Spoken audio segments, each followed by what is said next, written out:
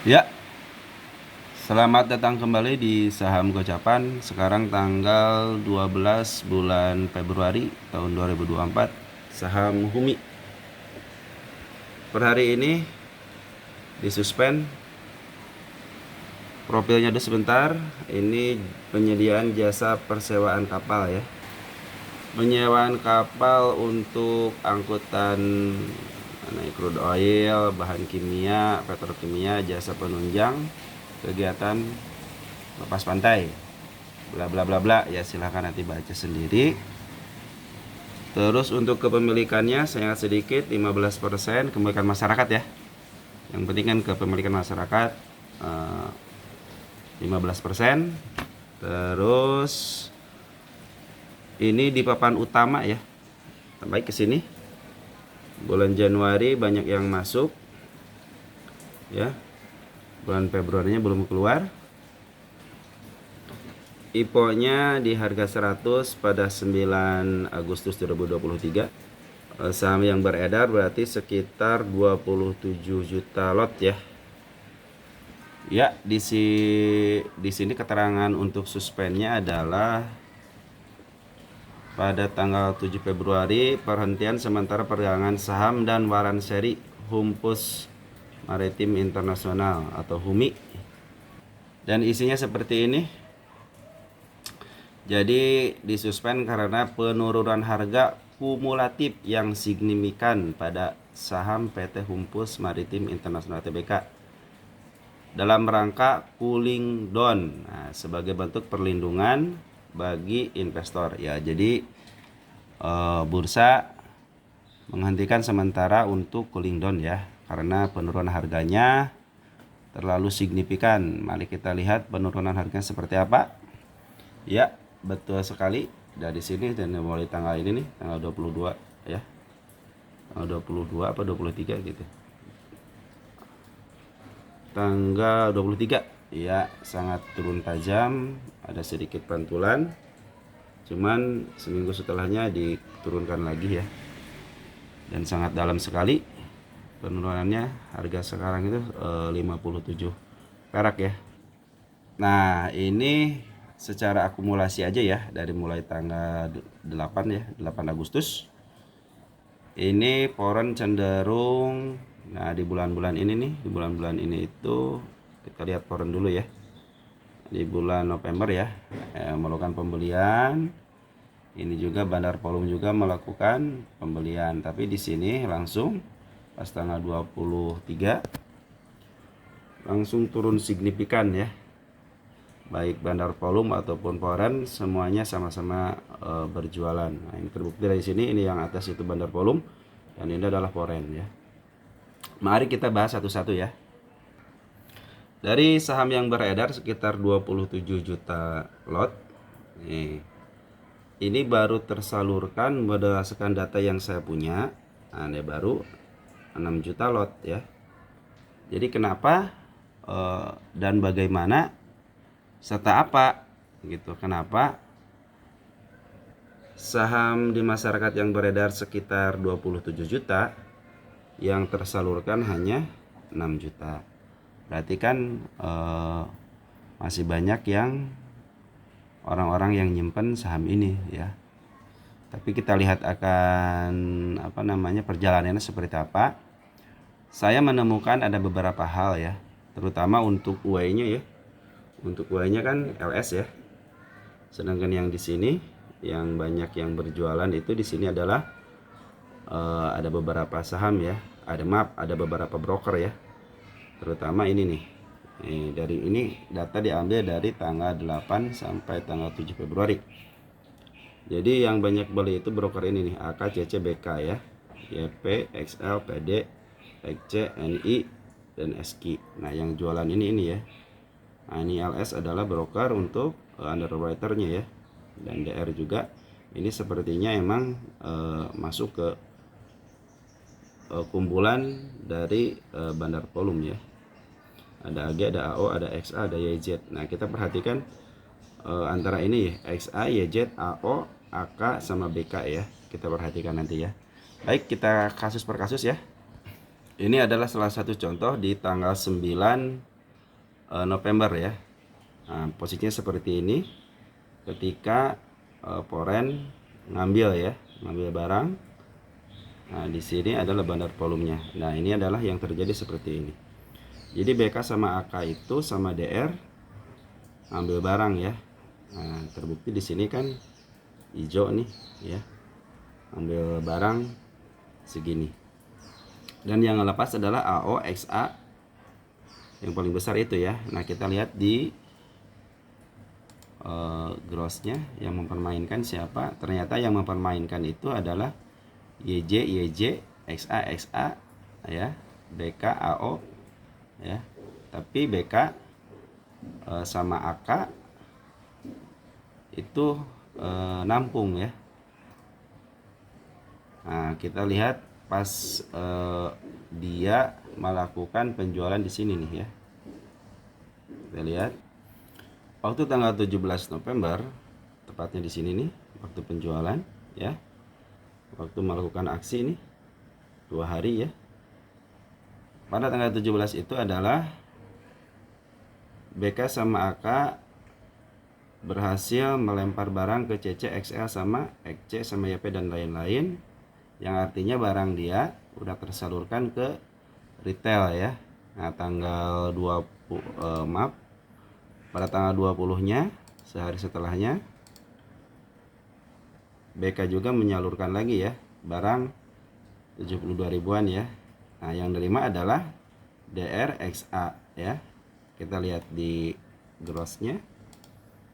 Nah, kalau lihat di grossnya seperti ini. Ini YJ ya kan, XA YJ, XA YJ ya, sama DR lihat. Jadi waktu di sini itu, waktu pelemparan di sini nih, yang 2 hari, ternyata yang 1 hari BK itu melepas ke retail, tapi yang kedua harinya pada tanggal 20-nya broker inilah yang nampungnya ya. Kita lihat selanjutnya pada tanggal 21-nya.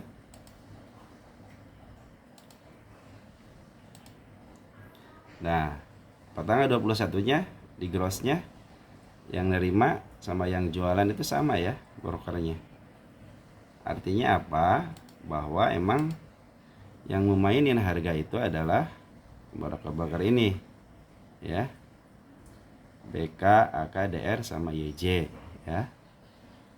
Ada AK juga. Nah, bagaimana selanjutnya? Pada tanggal 22 Januari, nah tepatnya ya, waktu di sini nih. Ini ada perubahan perilaku nih. Yang biasanya ketika turun itu biasanya BK yang naikin, ini pada tanggal 22 kan ini hijau nih naik ya. Ini hijau naik. Cuman di sini terdeteksinya itu jualan. Nah, biasanya kan BK itu ketika naikin adalah BK, tapi sekarang perilakunya itu BK ketika naik itu BK adalah jualan. Tapi tetap yang nerima adalah YJ, XA sama AO. Ya. Di sini juga transaksinya lihat di grossnya. Tuh, ya. CC juga ikut jualan, BK, AK, XA. Yang mainin tetap ini ya, YJ, XA, ada AO ya. Nah,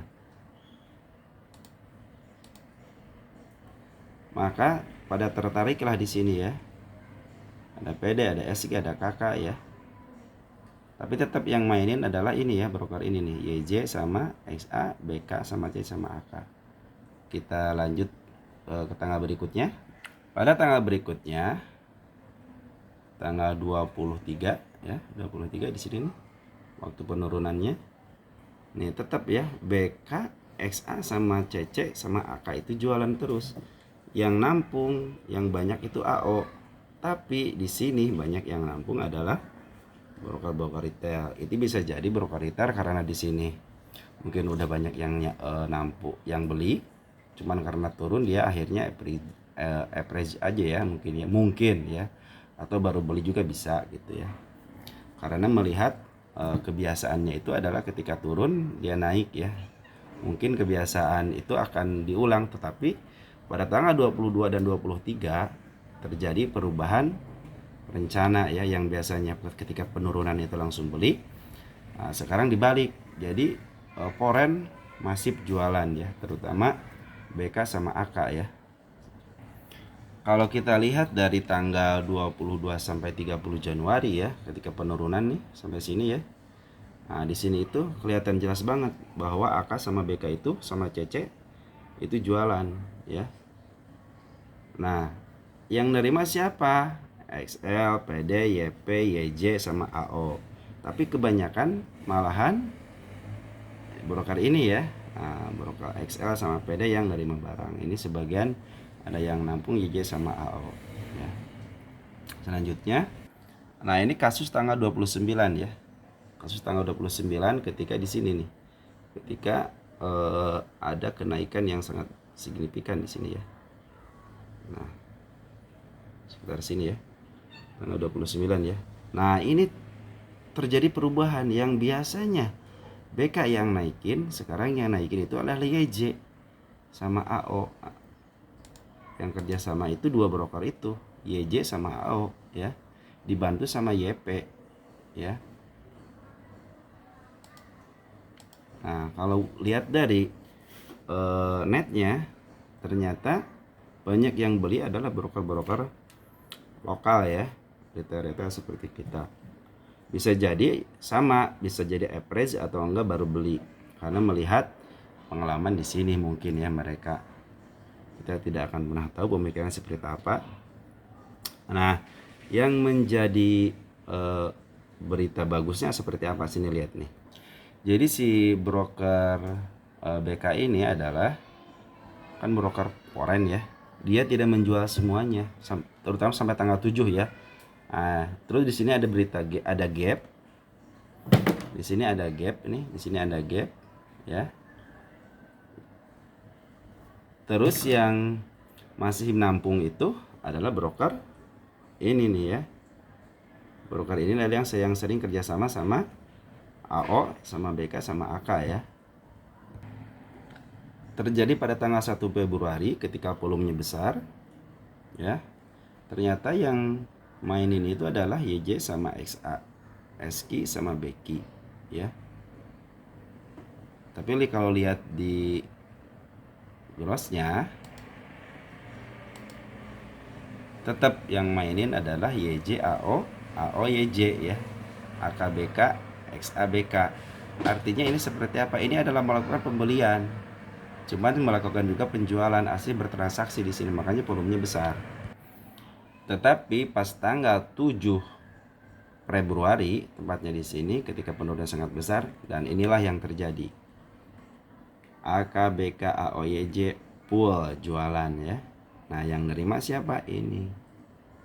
Ya. Ini ada segelit underwriter. Nanti saya jelaskan ya. Ini kenapa LS belinya sedikit dan ngejualnya juga sedikit. Jadi begini nih.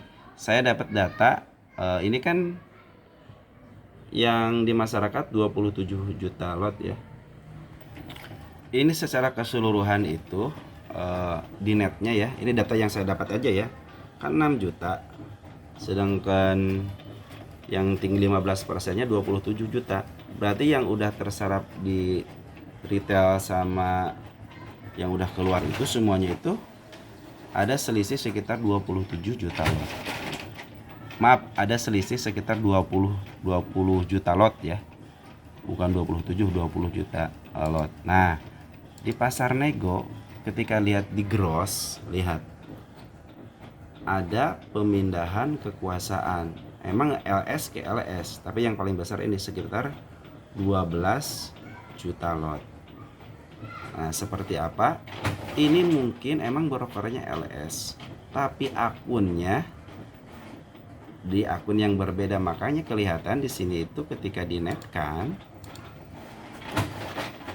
maaf, ketika dinetkan di pasar reguler, LS itu seperti yang tidak berhasil menjual gitu loh, cuma 680.000 lot, sedangkan yang banyak menjual itu adalah broker DR 3,4. Nah, yang jadi pertanyaan adalah dari 27 yang tersalurkan hanya 6 juta, yang dinego 12. Berarti ada sekitar 10 juta lot lagi ya. 10 juta lot kurang lah. Nah, itulah yang menjadi pertanyaan saya, kenapa 10 juta lot belum beredar? LS kan udah nego di pasar nego kan dengan harga 116 sebanyak 12 juta lot. Nah, sekarang yang sisanya itu ini mungkin bisa dipegang sama retail, investor, tapi belum dikeluarkan. Makanya terjadi seperti ini. Ketika di sini, ini menurut pandangan saya ya. Ini menurut pandangan saya, ketika di sini ini belum keluar, walaupun udah dikeluarin tapi yang 10 jutanya itu belum keluar. Makanya dipancing seperti ini tidak keluar, dipancing seperti ini juga belum keluar juga yang 10 jutanya. Bisa jadi itu yang pegang retail atau enggak investor yang emang benar-benar mau pegang saham ini gitu ya. Nah, seperti kebiasaan biasanya kan market maker itu pegang sekitar 60%, 50-60%an lah pegang untuk barang yang ini biasanya ya. Biasanya kalau udah tersalurkan ya mereka bisa dalihnya, strateginya itu bisa pungut balik atau dibiarkan ya. Mungkin dibiarkan digocap atau nanti dipungut balik pelan-pelan, mungkin 1 tahun, 2 tahun, atau 1 bulan atau 2 bulan dipungut kembali. Nah, yang menjadi penasaran itu seperti itu. Dan yang menjadi penasaran adalah satu lagi, kenapa BK seperti jual rugi, ya kan? Kenapa BK seperti jual rugi? Kalau menurut saya ya tidak jual rugi. Kenapa? Bisa jadi ketika LS aja, ketika tadi LS ya, LS kan menjual di pasar nego, pasti menggunakan broker LS tapi akun yang berbeda. Nah, BK juga seperti itu. Kelihatannya aja BK ngejual rugi kan. Ini kan harga average-nya 154. Kenapa dijual di sini di bawah 100 kan? Sedangkan harga IPO-nya aja 100, harga nominalnya aja 100. Nah, kalau menurut saya ini emang brokernya BK, tapi akunnya BK tapi dengan akun yang lain. Mungkin saya ya, mungkin di sini pakai BK yang lain. Ketika di sini pakai akun BK yang lain, ini BK juga yang lain. Nah, ketika di sini juga kan ini BK sama AK sama yang broker yang foreign itu mungkin beli dengan walaupun brokernya sama tapi akunnya mungkin berbeda. Ya. Jadi seperti itu. Mungkin dapat disimpulkan bahwa walaupun yang pegang adalah broker foreign dengan average segini, tapi saya yakin mereka ini adalah punya banyak sekali akun, bukan hanya satu akun, satu broker. Nah, yang artinya apa? Yang artinya mereka itu punya harga berbeda-beda. Mungkin ketika dia jual di sini, ya mungkin mereka jual yang punya barang di sini. Ketika di sini juga mungkin barang yang ada di sini atau di sini ya. Kita tidak akan pernah tahu. Walaupun di sini kelihatannya emang broker foreign sama bandar volume itu jualan sangat tinggi banget. Makanya ketika jualannya itu langsung ada suspend. Apakah suspend itu ada satu strategi? Bisa jadi suspend itu ada strategi. Bagaimana seorang market maker memainkan psikologis dari sebuah emiten. Bayangin aja nih, dari 27 lot yang tersebar di masyarakat, 15% sangat sedikit ya. Ini kenapa yang 10 juta lotnya itu nggak keluar gitu loh. Ini baru segini yang keluar. Sedangkan udah ketahuan kan yang 12 juta lotnya itu dipegang sama underwriter dengan brokernya sama LS tapi akunnya yang berbeda. Atau nih dia punya strategi baru bagaimana menyiasati supaya teman-teman yang retail bisa jadi cut loss atau mereka istilahnya beli di bawah. Nah, kadang-kadang seperti itu kan, ini udah murah nih beli di bawah itu kan.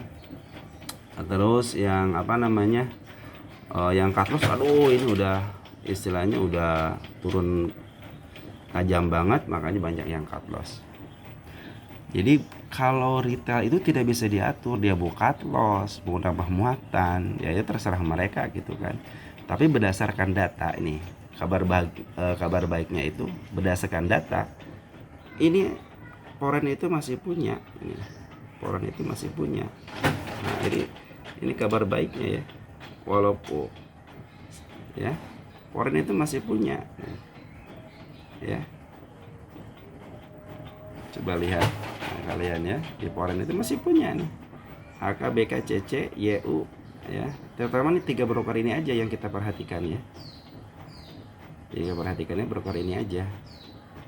Jadi mereka masih punya barang nih, walaupun sedikit ya. Cuman kita nggak tahu kan yang dari 10 juta lot itu apakah AK pegang, apakah BK pegang, apakah CC pegang. Nah, kita tidak akan pernah tahu. Atau lagi nih, mungkin dari tanggal segini nih, dari tanggal 22 itu mau menurunkan penumpang gelap. Mungkin ada yang ikutan, mungkin bisa nyaru sebagai broker AO atau YJ.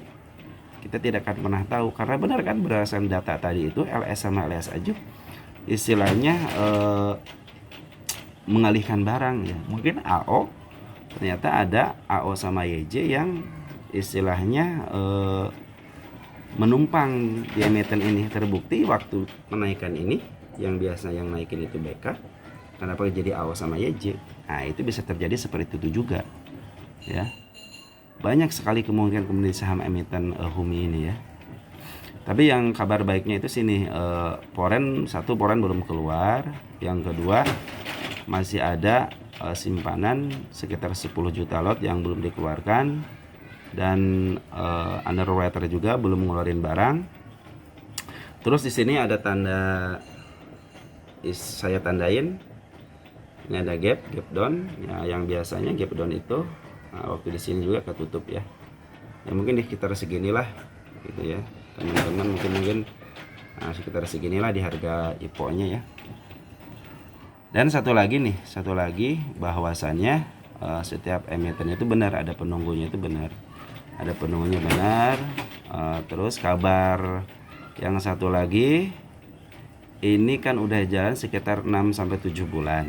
Ingat, ada sisa dari lot yang dimiliki oleh emiten ini yang belum keluar sekitar 85% lagi. Itu 8 bulan biasanya dibuka. Ingat ya, dibuka itu. Mungkin market maker juga memperhitungkan itu. Kalau diangkat tinggi 2 bulan kemudian kan, 2 bulan kemudian langsung dibuka, mungkin bisa diguyur sama yang punya emiten, bisa jadi seperti itu. Karena banyak kepentingan di sebuah emiten itu, banyak kepentingan. Market maker itu bukan hanya satu aja gitu kan. Ini bagaimana strategi yang digunakan oleh market maker di sebuah emiten. Ingat ya, tinggal beberapa bulan lagi emiten ini yang saham 85%-nya belum dibuka ya, tinggal nunggu 2 bulan lagi kurang lah. Jadi emiten ini akan dibuka locknya. Dan berdasarkan data yang ada, yang saya terima itu adalah nah mungkin segitu aja yang bisa saya sampaikan. Mudah-mudahan ini membantu. Dan ingat, ini adalah rekaman saya bagaimana saham yang diakumulasi asing tiba-tiba dibanting, dan Bandar Forum juga menunjukkan dibanting juga, berjalan sekitar 6-7 bulan ya. Nah, kita akan menyaksikan dari rekaman video ini, teman-teman bisa menyaksikan bagaimana ketika saham Foreign istilahnya diambil tinggi, tiba-tiba dibanting, dan di harganya hampir menyentuh gocap, tinggal 7 poin lagi menunggu gocap, 8 poin. Kedepannya seperti apa? Nah, bagi teman-teman, nanti ini bisa diambil rekaman ini untuk menjadi contoh bagaimana pergerakan sebuah emiten ya, yang tadinya optimis sekarang jadi pesimis dan juga disuspend. Baik, segitu aja yang bisa saya sampaikan. Mudah-mudahan membantu teman-teman. Mungkin nanti kalau ada perkembangan terbaru akan saya sampaikan ya. Segitu aja, ciao.